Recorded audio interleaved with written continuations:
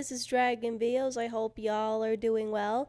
Welcome back to my channel, and we are going to go over the Amazing Digital Circus. And based on the recent episode, I thought it'd be cool to actually talk about how each of the avatars Jax mentions and how they represent the characters as a whole, right from episode 1 to episode 6. And of course, be warned, there will be some spoilers over this, and these are just my speculations alone. So without further ado, let's begin. Best to start off with the main character. When Pomni came into the digital circus, she was confused, afraid. She had a very reasonable action like many of us would if we were in her shoes. Although her avatar is that of a jester, not a clown, a jester. Those guys are usually the king's right-hand man of sorts, basically making tricks, juggling, telling stories. They are also known to have a symbolic meaning of human paradox, meaning that they look into the ups and downs of life in general, which definitely represents more of Pomni's character. The fact that over time, she overcomes her anxiety and becomes flexible in everyone's situation, addressing the problems as needed to be and understanding some of their emotional baggage. Even Kinger recognizes that Pomni has emotional strength, which I personally feel like is key to the character, especially when she has to use it for Kane. And I can tell you this much, it's not going to be pretty.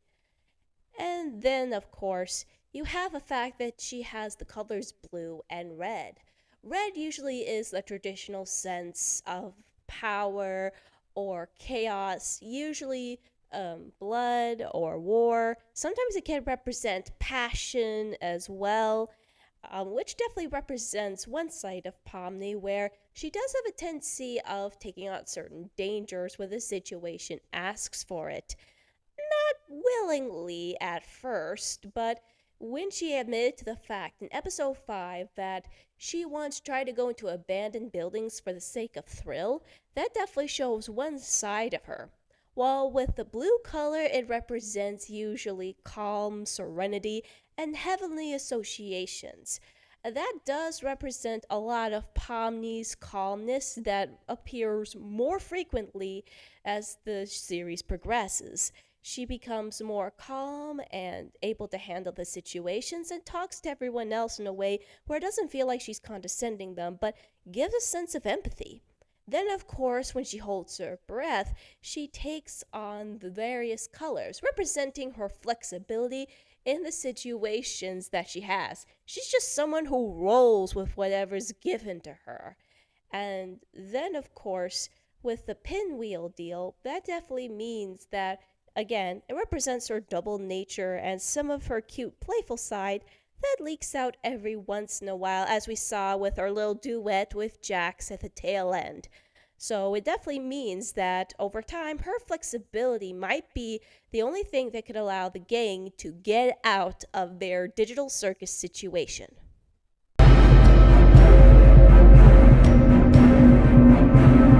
Now, for Jax's avatar, he sees himself as very cartoony, which definitely means he doesn't take across as being serious, insane, wanting nothing more than to cause chaos, but he also is a rabbit of all things. Now, when people think of rabbits, they think of cute, cuddly critters that must be protected at all times. But if some of you had been Watership Down fans or actually seen rabbit videos where they can actually kick a cat's butt, yeah, to that I say, ha! They're a little bit more versatile than that. With rabbits, they definitely are one complicated mammal, to say the least. In this case with Jax, it does hint that he does have a bit of a sensitive nature, one that he hides well from everyone, up to the point where he even lies to himself. So thanks a lot, Michael Kovac, for breaking our hearts at this one. So, with the yellow cat-like eyes, this does play into the more feral and crazy part that he likes to show off to everyone. But the moment those pupils shrinks and he freaks out, you can definitely tell that's where some of the sanity or insanity kicks in, and you feel the worst for his character. Just beaten up and tired. And that's what it is at this point. He's just tired.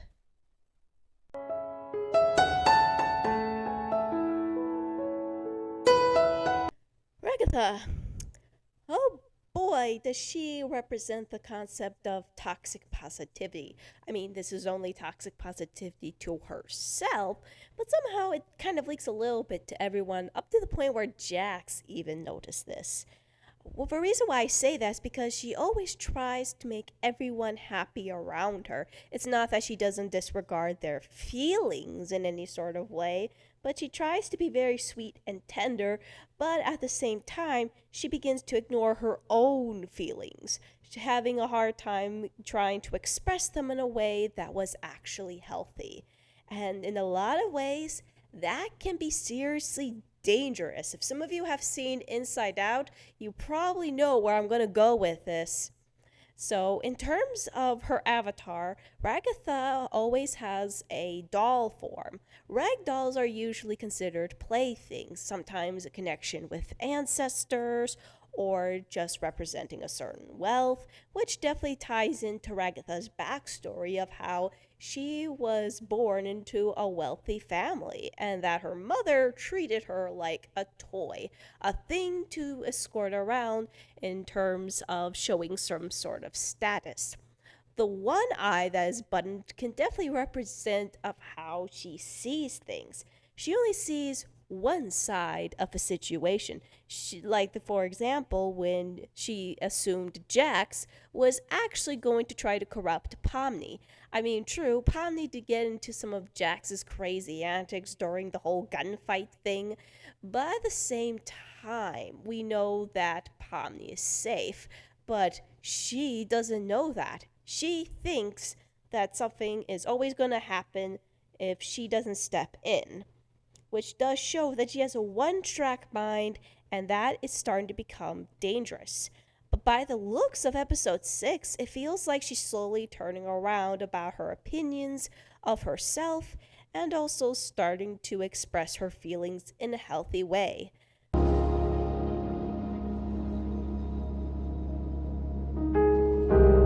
With Gangles, she's the most obvious of the bunch and the simplest design in the crew. With her, she's just a ribbon and two masks.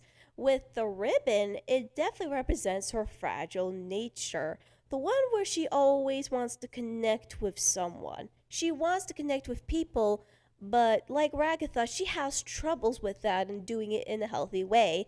And since ribbons have a tendency of being fragile, like being cut with scissors, it could also mean that she falls apart pretty easily.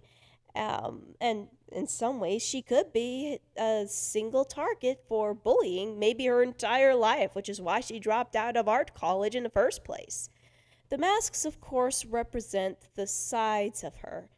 She practically masks her true self with the comedy mask. She hides her real feelings, always smiling all the time, while inside she just wants to cry her eyes out, which I feel like embodies the reality of what she had to go through growing up. She always had to hide her feelings up to the point where it almost crumbles at her sanity, which makes it pretty sad. And I know not many people love the idea of Gangles being the Eeyore of the group, but at the same time, you just have to sympathize with her because she's always picked on a lot by Jax and trying her best to get through this insanity, which is a miracle of how that she is not extracted.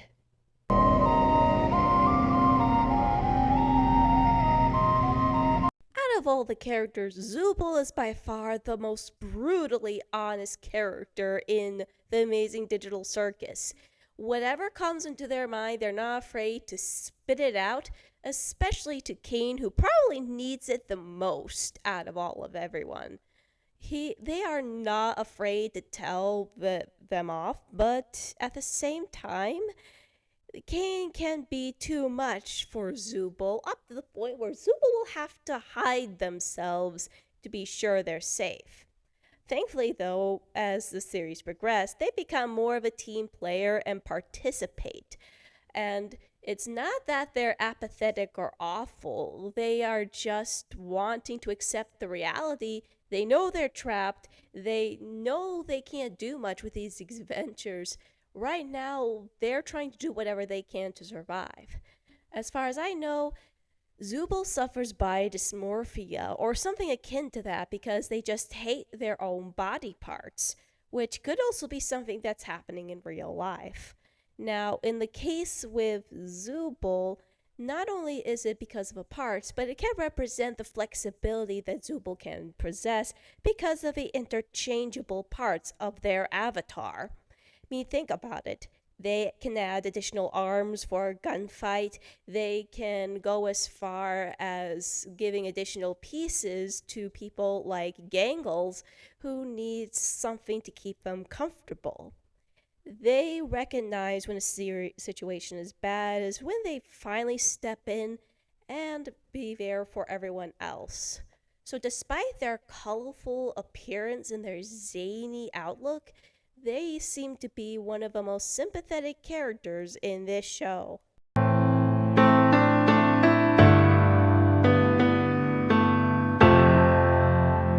Speaking of sympathetic characters, Kinger was by far having the saddest backstory ever, having lost his wife and been in the game far longer than the rest of the crew. Putting that depressing detail aside, he does seem to have a very interesting concept.